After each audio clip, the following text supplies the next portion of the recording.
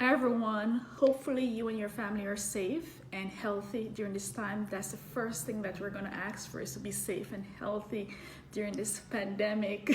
2 weeks ago, who knew that, we'd be still in this and doing social distancing? And hopefully you're able to be working from home well, if you're able to operate your business from home. But anyways, for those who are seeing my video for the first time, I'm Ronica Brown and we specialize in tax planning. So right now we normally would be doing tax planning for our clients. That's basically help them to implement tax strategies to reduce your tax bill. But for now, we have to focus on this COVID-19 crisis, the stimulus bill, and how we can do some planning around this so that our clients can get the maximum benefit from the stimulus bill. So there's a lot that's included, and we want to make sure that we go through each bit of it so that they can get the best. It's like a wartime strategy during this time. But anyways, for today, I want to cover two things. One, we have seen the PPP loans unroll last Friday.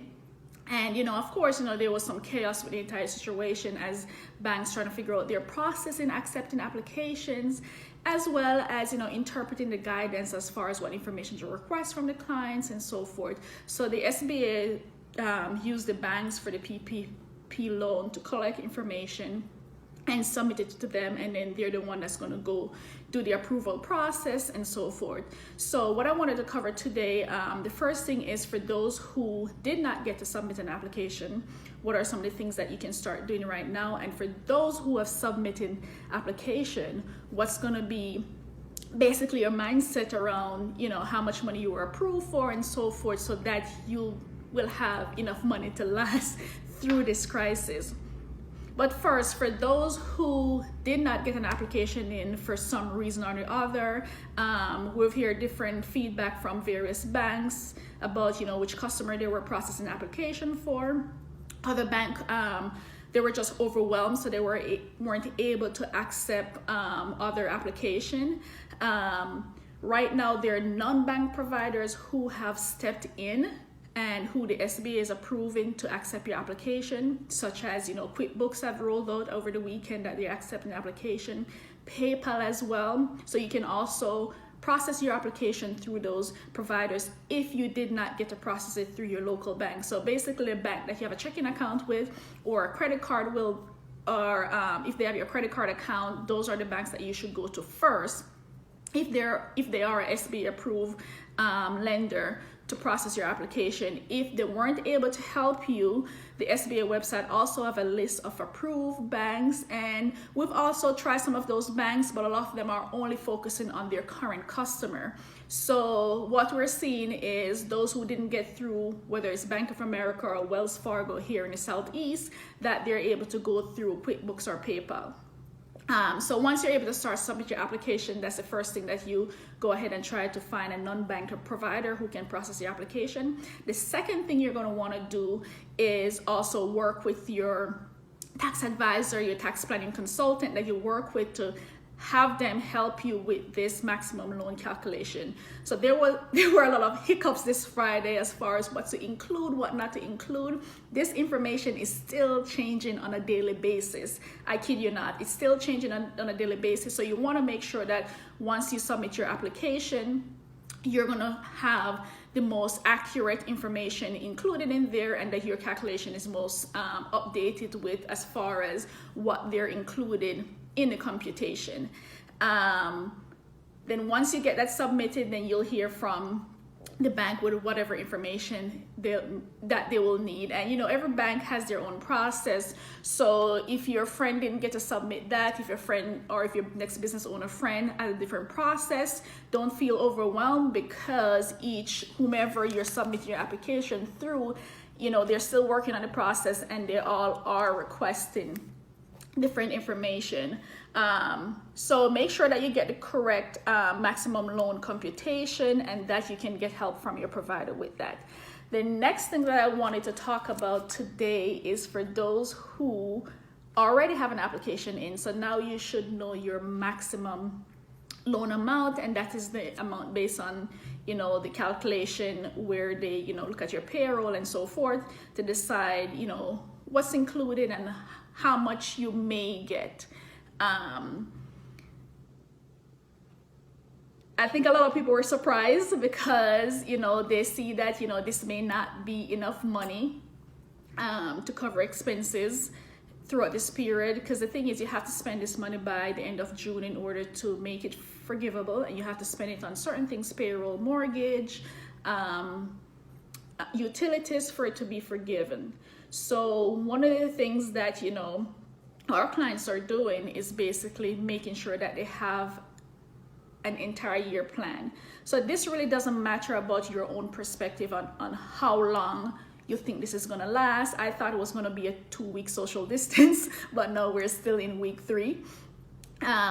So make sure that you're listening to the right people. Who are you listening to? You know, what are the healthcare experts saying? What are your government officials saying? The magnitude of this tax bill just proved to us that this is going to be around for a while, or the economic impact of it is going to be around for a while. So that's signal number 1 from the federal government to show that, you know, if they're giving forgivable loan up until June, then we know that this crisis is going to last a lot longer. So what's your perspective? But not only look at your own perspective in this situation, but you know what are the healthcare officials saying, and you know, as well as, you know, this bill is massive. So take that as a telltale to see. So what the bill is trying to prevent is basically business owners going out of business. And this is what, you know, our COVID-19 consulting also helped business owners to determine, because you don't want to run out of cash, because the people that's going to plan correctly, they're going to have first dibs on your employees. They're going to have access to everything out there and the best of everything to keep their business going. So if you love your people and they're the best people, you know, make sure that you're able to keep them during this time and restructure your business. So when we look at this entire thing, what we're seeing is there are 2 types of basically thinking process about this thing. They're the people that, you know, you're going to go after the PPP loan, you get the amount that you want, and then, you know, it's just go through the months, you know, once that money depleted, then that's it. Then what's going to happen is at last minute, you know, anyone that, you know, thinks that way, they're just going to be pretty much scrambling for funds at last minute. I've also seen cases where people are being told to defer certain high interest payments and so forth, but does that really make cash flow sense when there's access to cheaper cash on the market? Are you looking at it from that perspective? Are you getting even cheaper cash? You may be in a situation where you have equipment loans or things like that at much higher interest rate. Does it make sense for you to defer them, or does it make sense for you to get some cheaper cash to pay for it, so that when COVID-19 has left, you're basically end up on the positive side with your cash flow, since you're going to be spending less money because you took advantage of a lot of the incentives that's on the market. The next type of thinking is those that are, you know, thinking about that, you know, it's wartime. You know, how do I equip my business with a 12-month plan to make sure that, you know, we're going to be able to sustain this crisis, that we're going to be able to come out on top. In this, we're going to have enough cash to last. We're going to be able to get the payroll incentives. We're going to have get all the credits that are on the market. You're going to basically end up with the best piece of the pie. And those are the business owners that are going to get the first dibs to everything. You know, there are talks that there's going to be a next tax bill. Who's going to sit that out? Who's going to get those incentives? So if you already know your maximum loan amount, go ahead and look at your cash flow for the next couple months. Think about, is this enough money to last? What are some of the payments that are going to be coming up? If you're deferring amount, does it make sense for you to be deferring those payments, or to making those, or to get access to cheaper cash? Does it really make sense? How much money are you going to get left with? And all these questions you need to think about so that you can get the best possible solution. If you have any questions regarding any of this, if you're having a question regarding your PPP loan process, just send me a message and I'll be able to answer your message.